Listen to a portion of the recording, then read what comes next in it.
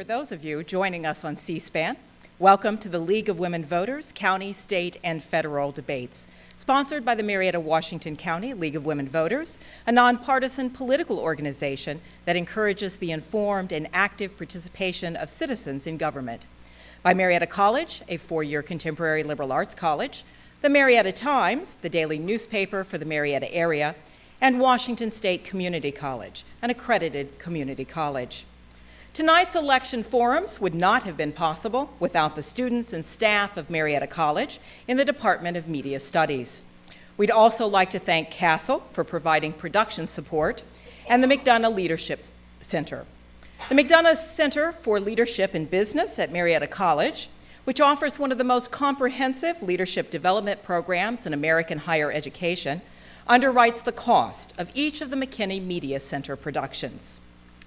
This debate requires the concentration of these candidates, this moderator, and our panelists, and more importantly, by the fellow citizens who are watching this debate in the audience and on the television this evening. So we ask those present tonight to please refrain from behavior that will disrupt the debate.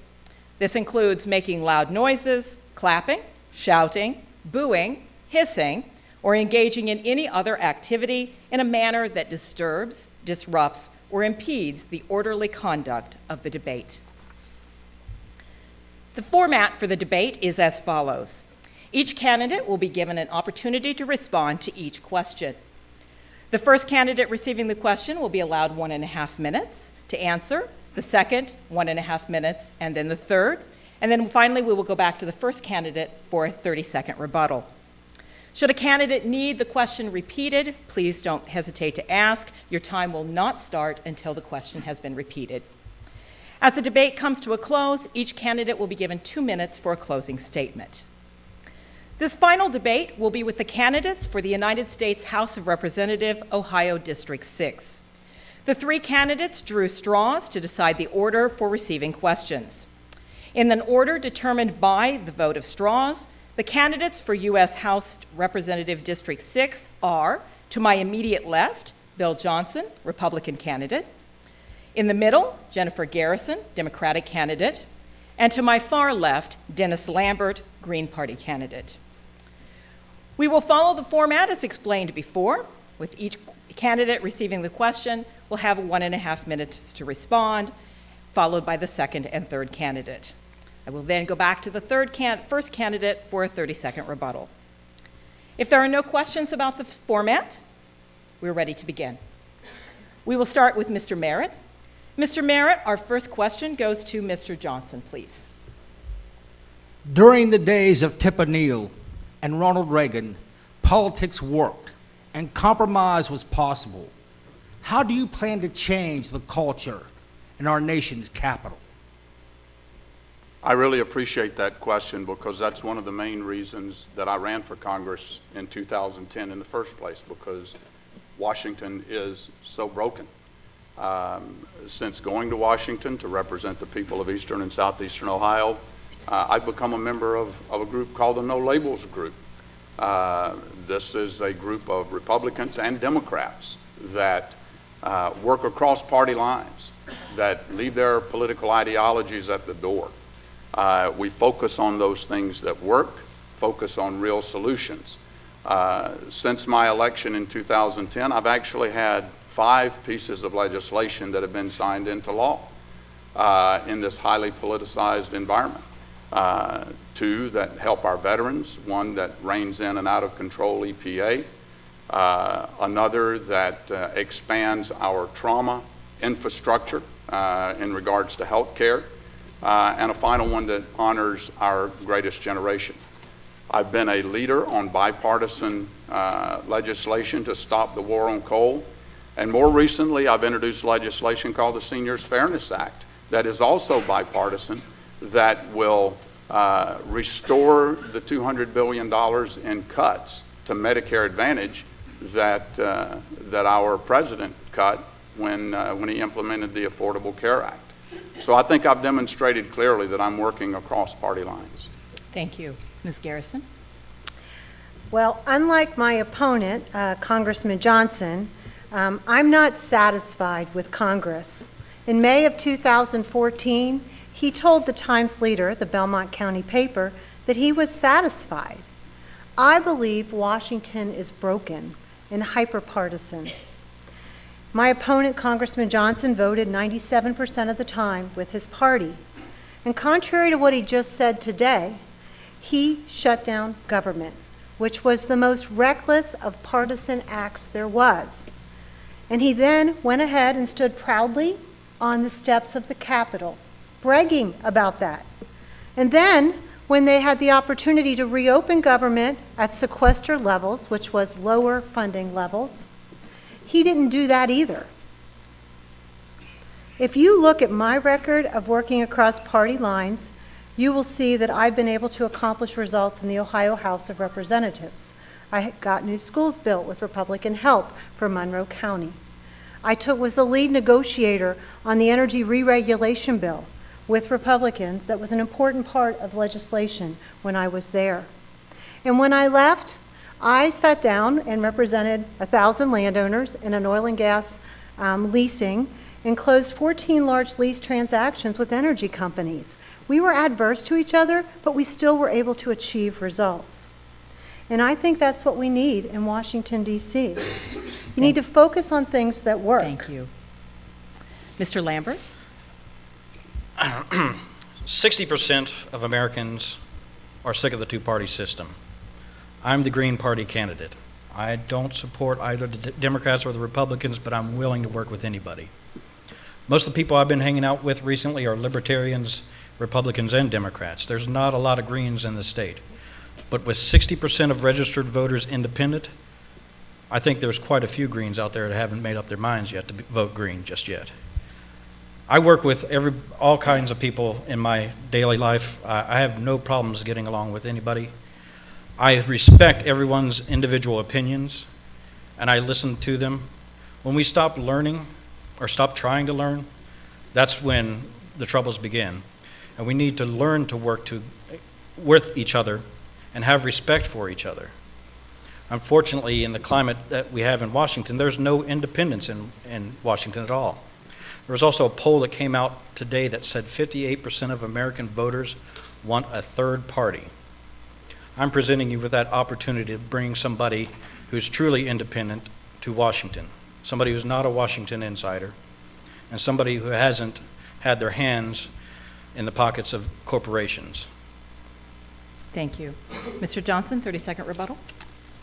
In regards to the government shutdown, the reason that I voted not to reopen the government, because that piece of legislation gave President Obama a blank check and a debt limit increase with no corresponding spending cuts to go along with it.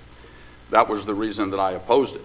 I have opposed my own party in voting to support the Appalachian Regional Commission, bringing back $48 million in workforce development grants. If you're going to look at, well, I think that exhausts my 30 seconds. Thank you. That goes by fast. We'll now turn to the Marietta Times panelist, Jackie Runyon, for a question for Ms. Garrison, please. There has been talk in our area about the Bigger Waters Act and how it recently hiked flood insurance costs for many property owners in our area. Though Obama passed the Homeowner Flood Insurance Affordability Act earlier this year, many in Congress, as well as citizens, say something more needs to be done. What ideas do you have for a more permanent solution? Well, I will just say, if Congressman Johnson was actually from Eastern Ohio, he would know what the big deal was about raising the flood insurance rates for all the river towns and communities up and down the Ohio River. He voted for that increase. And in the newspaper here, the Marietta Times reported a business owner on Front Street that their rates were going to go up 1,000%. We haven't done anything since that happened to sit down and try to work it out. And we need to be able to do that. But with the dysfunction in Washington, D.C., it's not happening.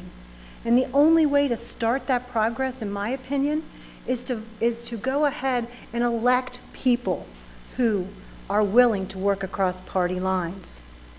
I'll tell you, if Congressman Johnson had lived in this district, even in this state, in 2004 and 5, when we had two major floods, that decimated this area. He might have realized who he represented. I can remember when I went up in a helicopter my first month in office, and it was devastating. We need to be able to have elected officials who will work with both sides of the aisle to take care of this serious, serious issue. Thank you. Mr. Lambert? Could you repeat the question?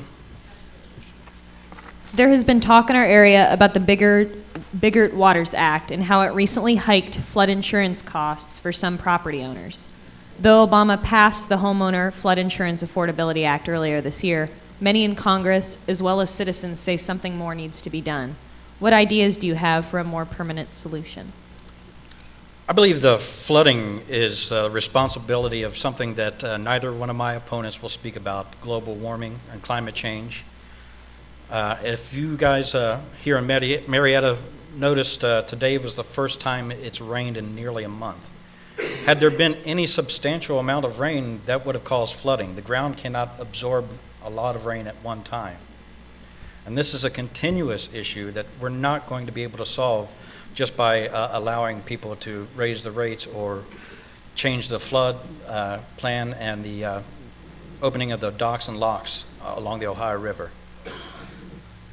Long-term solution is we need to rein in insurance companies. They're basically allowed to do whatever they want, and because they give so many contributions to Democrats and Republicans, we can't get any regulation that prevents them from jacking up the rates on the normal citizens. This is the reason why our insurance costs are so high, the reason why our health care costs are so high, and the reason why there are so many people who have to make the decision between, am I going to eat today or am I going to be able to pay my car insurance? Thank you. Mr. Johnson? Ms. Garrison made a comment that I think points out that she and I both have something very much in common. Neither one of us are from Ohio. Ms. Garrison was born in Kentucky. I was born in North Carolina. We also have in common that we love Marietta, and that's why we both decided to settle here. Look, if you're going to solve problems, you've got to first understand the problem. And to understand the problem, you have to listen. The FEMA, the Federal Flood Insurance Program, is the only game in town. It's been in existence for decades. It would have been irresponsible not to extend the flood insurance program and leave people here along the Ohio River sitting high and dry. The way that it was implemented, however, by FEMA is just like the administration has implemented so many other things, like Obamacare. Such a flawed rollout. They were supposed to conduct studies and analyses that would inform them before they established new floodplain maps and before they issued new flood insurance rates. That did not happen. After the fact, after FEMA began to roll out those new insurance rates, I joined a coalition, bipartisan coalition, to go back to the House and set aside those rates, and we were successful in doing that and forcing FEMA to go back and do the job that they were supposed to do in the first place. Thank you. Ms. Garrison, 30-second rebuttal. Certainly. I would just say that it's not fixed, though, is it? It's not fixed. And although Congressman Johnson and I, we are both not born in Marietta. I've been here 25 years, and I didn't move into the district so I could vote for myself.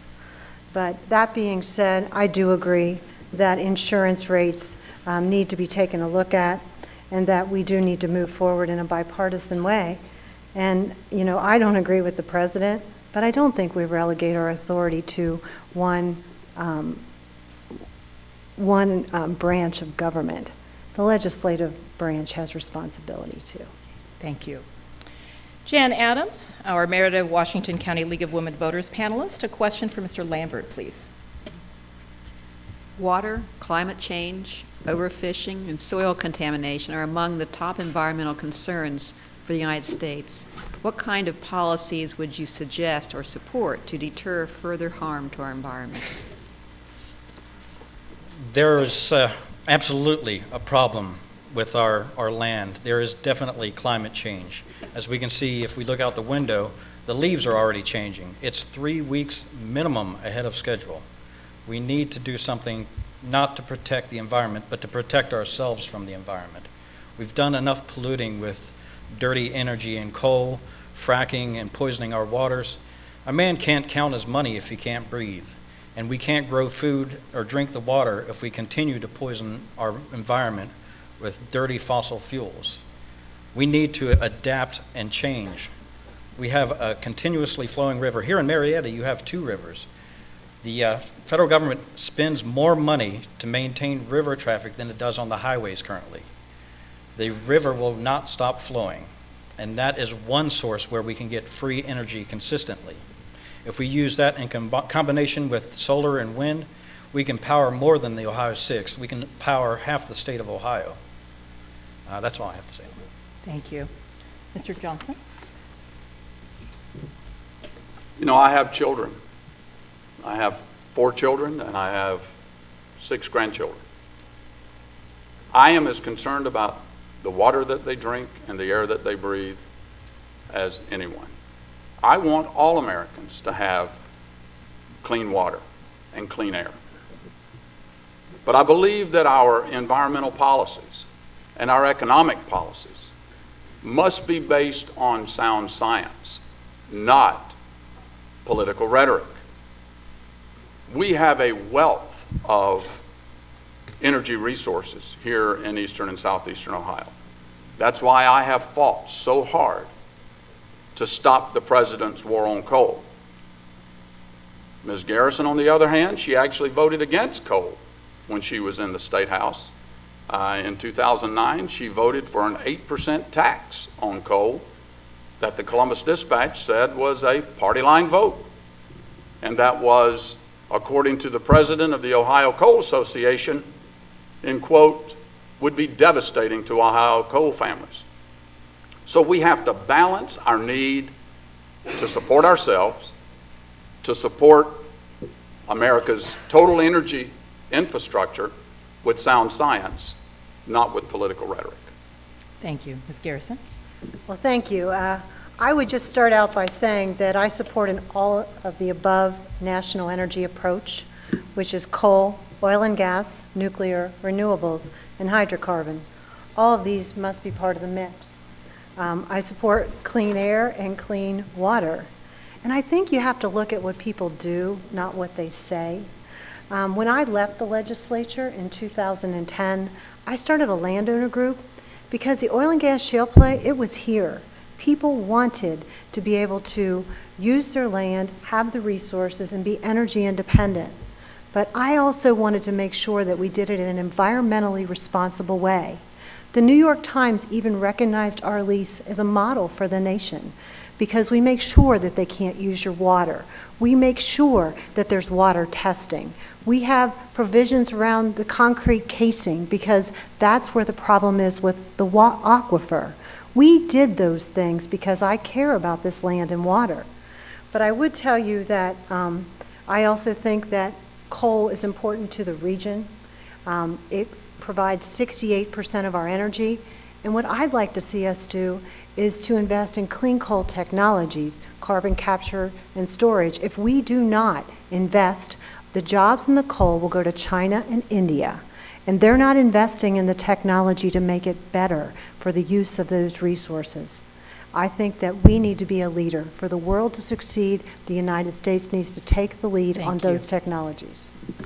Mr. Lambert, 30-second rebuttal. I'd like to address the myth of the war on coal. There's certainly no war on coal. If the war on coal actually exists, coal is winning. Ask the people in Monroe County earlier this year when there was 25,000 gallons of fracking fluid that was spilled after an explosion. In Monroe County, and this year alone, there were 2 miles from the water intake, there was an explosion and ended up poisoning 70,000 fish in the Ohio River. That's not something we can stand to keep up. Thank you. Brad Merritt, our representative from the Washington State Community College, a question for Mr. Johnson, please. Sir, I'm a teacher, and every day I witness the chronic underemployment that my community college students face in southeastern Ohio. If reelected, how do you plan to solve this economic situation?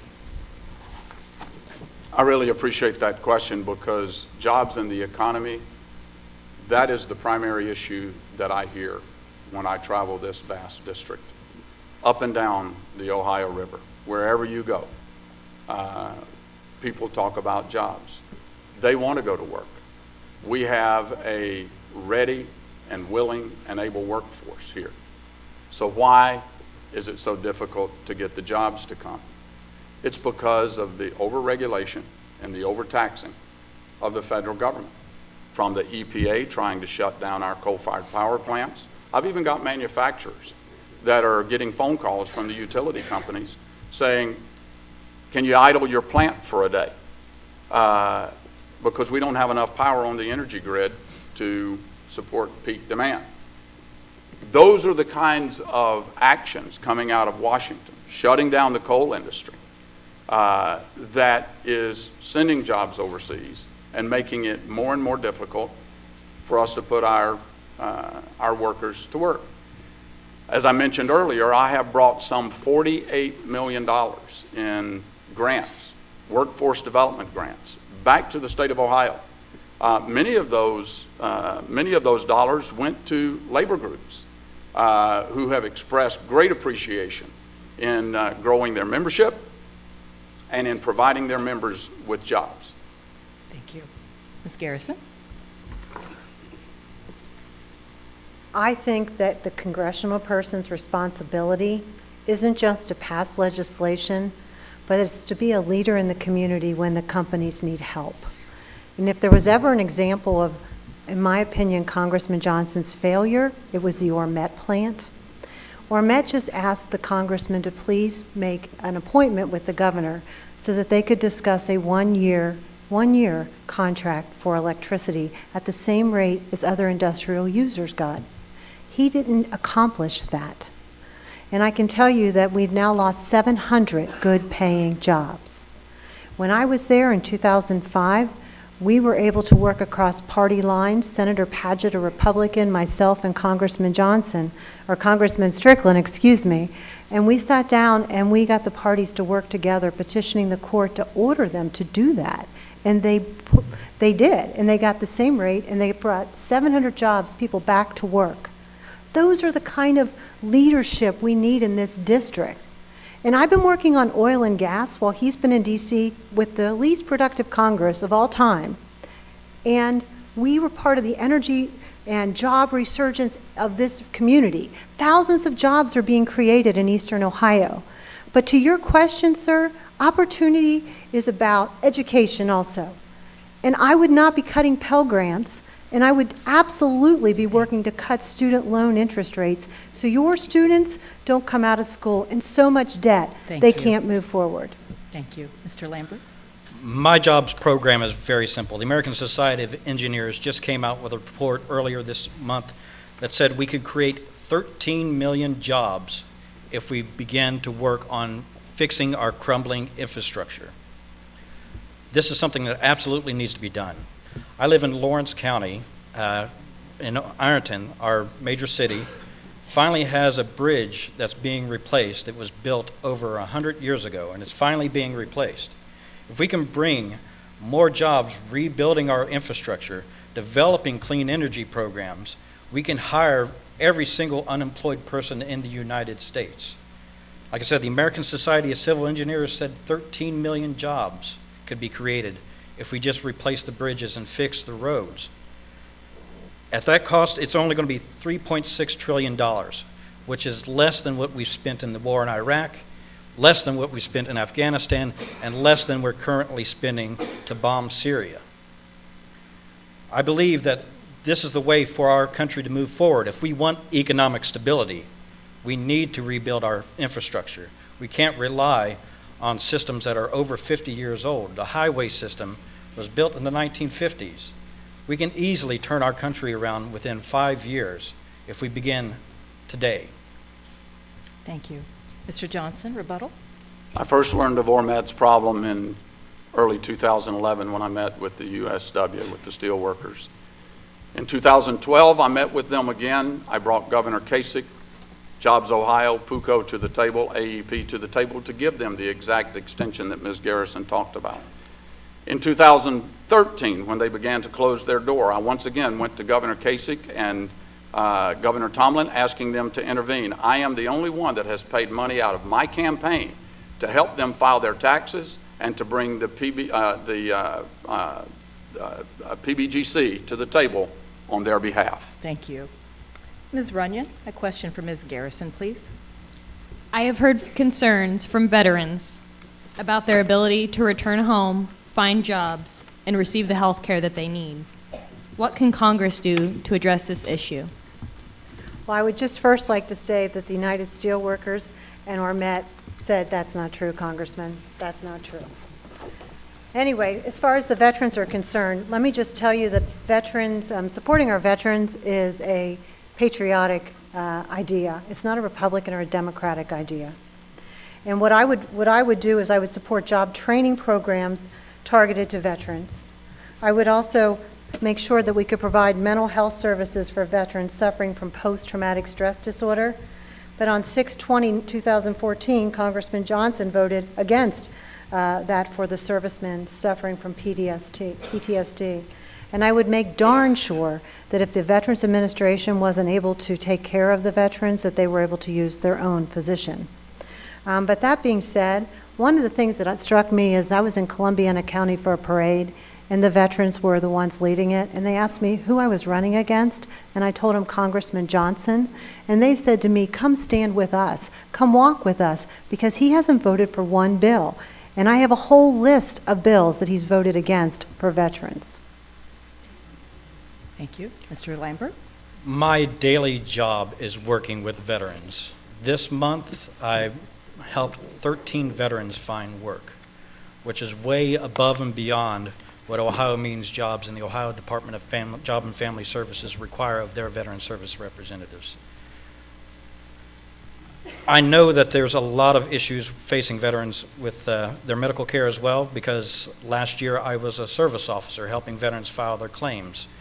The big issue with veterans having medical coverage is they only have 5 years once they are discharged from active duty to establish a claim for medical assistance. This is a law that Congress wrote to punish our people who volunteer, serve, and sacrifice their lives and their talents for our nation. We need to reform the VA's claim system. If you don't have at least 30% disability through the VA system, you don't get any medical coverage. And you only get medical coverage for what your disability is if you're at 30%. We need to overhaul that claim system so the people who have sacrificed their lives and their time for our country get the health care and treatments that they deserve and need. Thank you. Mr. Johnson? You know, as a 26 and a half year veteran myself, our care for our veterans is one of my very top priorities. As the subcommittee chairman of the Oversight and Investigation Subcommittee in the 112th Congress, much of what you have seen come out on television regarding the investigations into the despicable treatment that our veterans are receiving today came as a result of the investigations that my subcommittee conducted. Two of the bills that I've had signed into law, one provided funding for much-needed medical facilities for our veterans. The other streamlined the process and forced the VA to do a better job in making sure that our veterans could process their disability and medical claims. There is no group, no segment of our society that is owed more a debt of gratitude than our veterans, those who put it on the line day in and day out. I'm one of them, I served with them, and I will continue to fight for them every single day. We have stacks of letters of appreciation from veterans for problems that we have helped them resolve. Thank you. Ms. Garrison, 30-second rebuttal. Thank you. All I would say is that I'm pretty sure that the Veterans Administration issue came about as a result of whistleblowers, not the Oversight Committee. And where were they so that it didn't happen quite the way that he said? I've just went ahead and counted, and I'm not going to get through each of them, 15 bills for veterans he voted against. Not one bill for veterans in 4 years. You can't change the talk when you're not walking that way, Congressman. You can't. Thank you. Ms. Adams, a question for Mr. Lambert, please. Since the Affordable Care Act has been fully enforced for a year and is still controversial, how would you improve on the programs?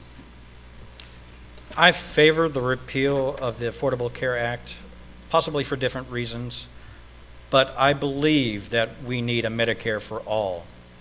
This is something that can provide cheaper services, not cheaper, but less expensive services for everybody. If there's only one person paying all the bills, then there's a lot more price control. We see so many other nations that are so far ahead of us, not in medical advances or technology, but in the health and care of their senior citizens and their entire population, because they have cradle-to-grave care. We're spending way too much money on defense projects like the F-28, which will never fly, can't fly at night, and there's so many bugs in it. We're just spending more and more money to create a boondoggle. We need to have a Medicare for all. I do believe there are many good parts in the Affordable Care Act, especially the parts about not denying coverage, which is something that the Republicans seem to like, but they hate the rest of the bill. And Congressman Johnson here has voted 52 times to repeal the Affordable Care Act. What else can we say? He apparently doesn't care about the health of our communities. Thank you. Mr. Johnson? Well, I really appreciate the opportunity to follow up on that. I do support the total repeal of the Affordable Care Act. And I'm proud to have voted all of those times to repeal it. Most of the American people, if you look at the polls, want to see the Affordable Care Act repealed. Why? Because it's causing Americans, millions, to lose their health insurance. Their premiums are skyrocketing, their co-pays and their out-of-pocket expenses are skyrocketing. It is sending jobs overseas. More importantly, is the devastation that it has wreaked on Medicare and the seniors in our region. You know, I've got an 82-year-old mother. When I was elected in 2010, the first phone call that she made to me was not to say, "Congratulations, son, you're a congressman." It was to say, "Okay, Billy, what are you going to do about protecting my Medicare? Because if you don't, I'm coming to live with you." I have worked tirelessly. The Seniors Fairness Act is designed to restore the $200 billion that the president cut out of Medicare. Anyone who does not support repealing the Affordable Care Act must be supportive of those cuts. I too agree that there are parts of the bill that could be kept, but it starts with repealing the law as it stands. Thank you. Ms. Garrison?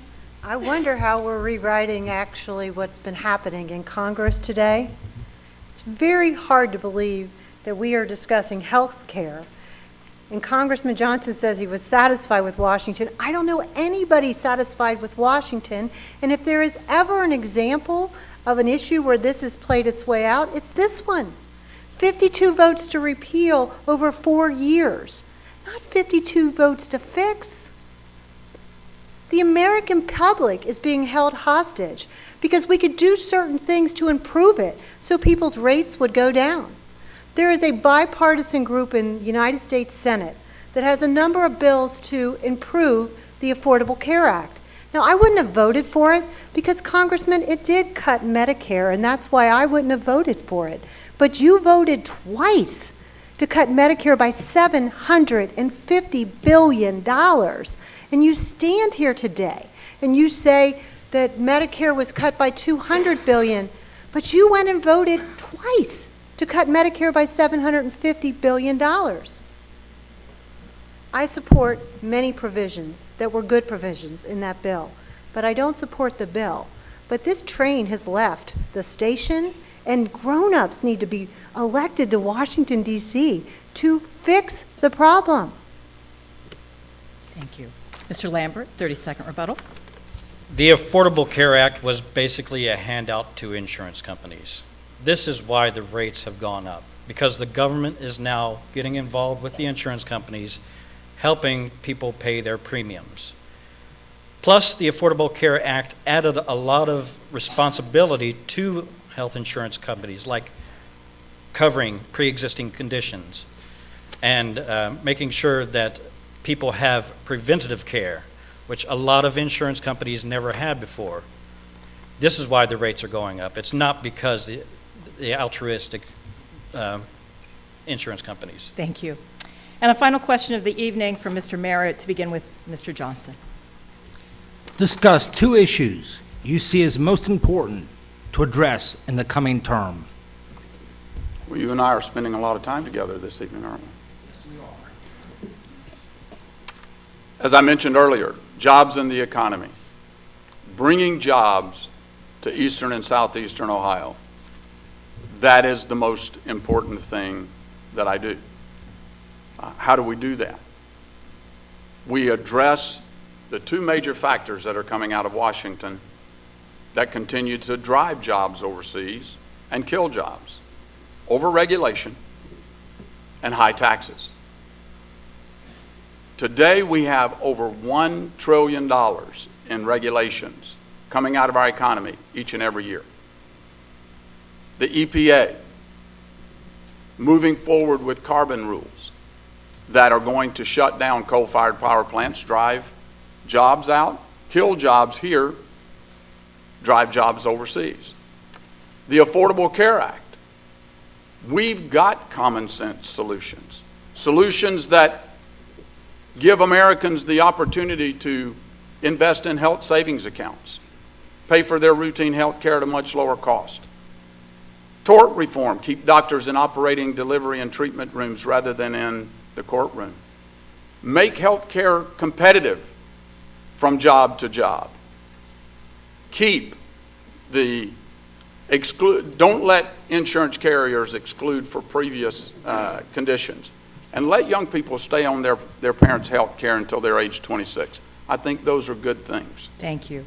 Ms. Garrison. I would agree that one of the biggest issue is job creation. If people have a job, then they can work on other parts of their life. But if they don't have a job, nothing else works. And that's why, again, the 700 job loss that were met was so devastating to our community. I will also tell you that in the last 4 years, I've been here. I've been part of the biggest oil and gas job creation play in the history of this region. And this region is definitely known for oil and gas plays. But this is a game changer in so many ways. We're going to have, there have been thousands of jobs already created. You've got the midstream issues coming in. You're going to have pipeline issues that are going to be very, very important for the trades, who are the backbone of the middle class. But you also need someone here that actually recognizes that. Congressman Johnson represents 100,000 organized labor households. He has voted 39 times out of 40 against them. You need someone that has your values, that believes that. Now, I wouldn't have voted for the ACA, but we got a president that's going to be in office for another 2 years. Are we all going to pay for that for another 2 years? Really? We've got wonderful bills, 7 bills in the United States Senate. I want to be a Joe Manchin Democrat. I will stand up to my own party. People in this room know I've done it before, and I will do it again if I think it's the right thing for this district. Thank you. Mr. Lambert?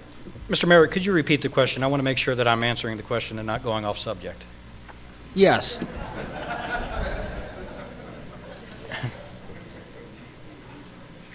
Discuss 2 issues you see as most important to address in the coming term. Absolutely, employment is one of the big issues that is part of my campaign, veterans being the second big issue.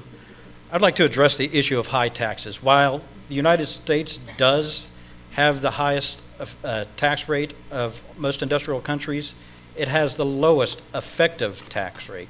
which means our businesses are actually taxed less the more money they make. In addition to this, Congress recently passed subsidies in the total of $720 billion to businesses that make hundreds of millions or billions of dollars every year. What we need is tax break for small businesses.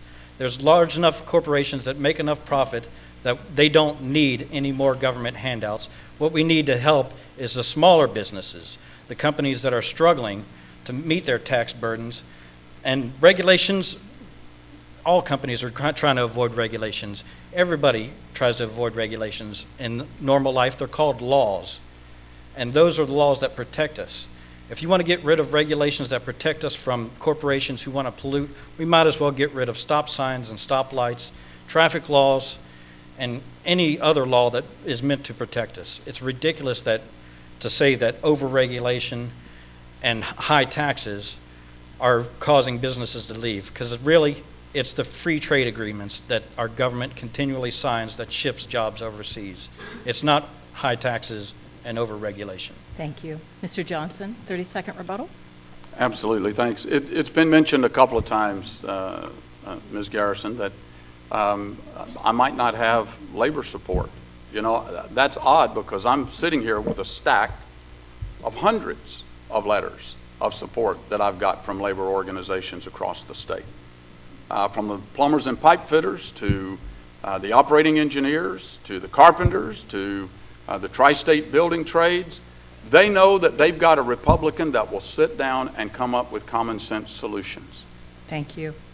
This ends the questioning by our panelists. Now each candidate will have 2 minutes to make a closing statement. We will begin with Dennis Lambert from the Green Party. Mr. Lambert? One thing that you can think about in the 2014 election is that sending another Republican or another Democrat to Congress is not going to change Congress. Both parties are already on the inside. Both parties already know how to work it. And both parties are already in the pockets of corporations. It's the Democrats, Republicans, and lobbyists that run our government. I'm running as an independent candidate, meaning to represent the American people, specifically the people of Ohio 6, the 18 counties that we all live in. I don't see any benefit of sending another Democrat or Republican to Washington. We don't have their representation. As you can see, Mr. Johnson's voted 52 times against the Affordable Care Act, which has actually increased coverage for more people in the state of Ohio. I don't recall the exact numbers, but I believe it's around 16% of Ohioans now have coverage, where prior to the Affordable Care Act implementation, they did not have those coverages. I believe that the Green Party takes the best part of both the Democrats and Republicans and leaves the bad stuff behind. We don't follow any corporate interests. We don't take any money from corporate donations. We can't serve two masters. You can't serve the people and corporations.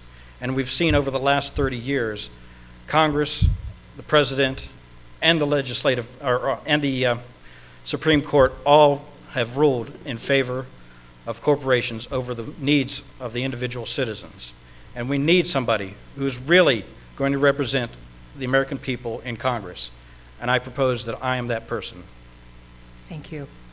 Now, Republican candidate Bill Johnson. Mr. Johnson? Thank you, and I want to thank the panel for having this debate, and for all of you who came out, and to the other two candidates here for participating. You know, when we talk about what's broken in Washington, and we all agree that it is broken, I certainly think it is. Again, that's why I ran in 2010. When you define the term partisanship, Ms. Garrison epitomizes partisanship. Look at her voting record in the State House. 99.5% party line vote with her party in her third term, including that 8% tax on coal that would be devastating to Ohio coal families. We can do better than this. America can do better than this. We can do better than an economy that has limped along for 7 years. struggling to create jobs, creating less jobs each month than we've lost, regulating businesses out of business, sending jobs overseas, a tax code that is so burdensome that corporations leave their money overseas. You see, the good ideas don't originate in Washington, D.C. The good ideas come from the American people, because the strength of our system is not in our government, it's not in institutions, it's in the indomitable spirit of the American people.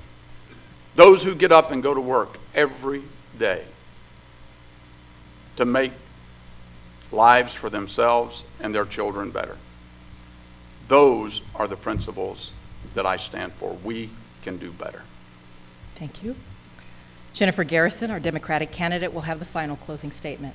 Thank you. Ms. Garrison. Thank you all for being here tonight. You know, when an incumbent seeks re-election, the election is really a job performance evaluation.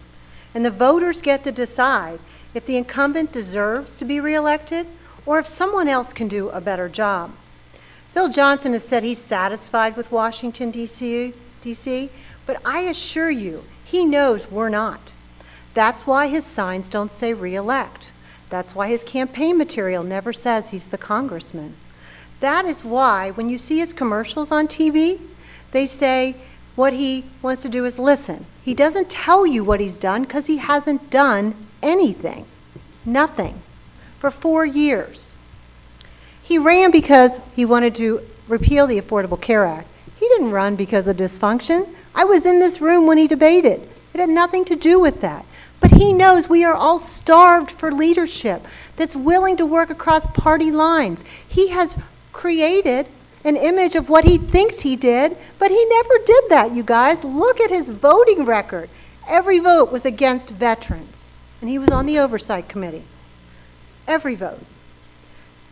He voted 39 times against labor. He has 4 endorsements, and 3 of them are co-endorsements, and I've got about 75.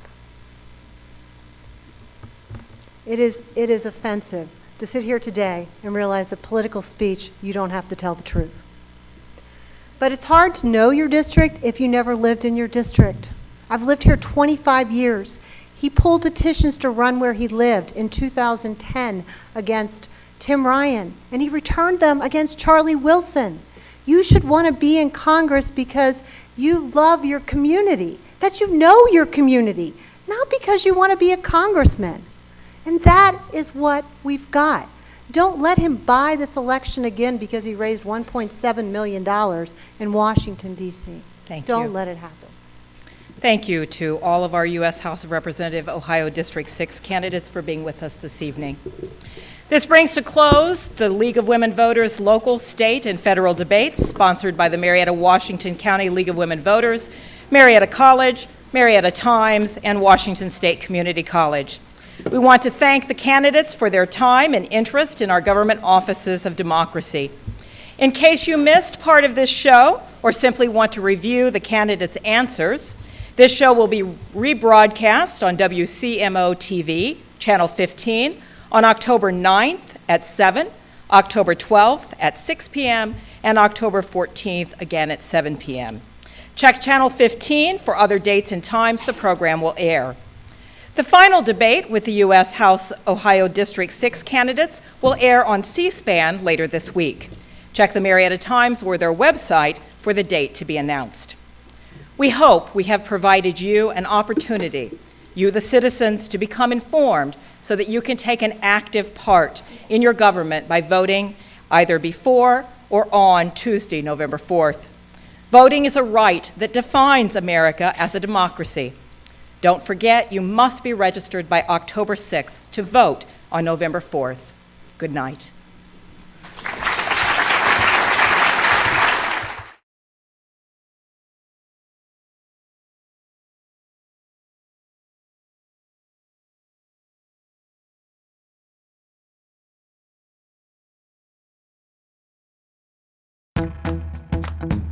Meet Candace. This senior basketball player loves to spend time hanging out before class with her best friend and education major, Shelby. Shelby knows the best place to study is at the Calliope Cafe, where she can compare notes with baseball player Ryan and get a great cup of coffee, too. In the off-season, Ryan tries his best when he's shooting hoops with broadcasting major Gage in the Dyson Baudo Recreation Center, home of Fenton Court. Gage, as producer at WCMO 15 News, runs the control room, where he shows the ropes to Mary, a junior volleyball player and advertising and public relations major. Mary loves to spend her free time drawing down at the Herman Fine Arts Center, where her sorority sister Madison majors in studio art. Madison meets up downtown with junior rower Katie. Downtown's where you can get beautiful river views, specialty stores, and the best root beer in Ohio. Katie heads back to campus just in time for a class in the Rickey Science Center with who else but Candace. So take a look around. Here at Marietta College, we're all connected. We are family, and we are all pioneers.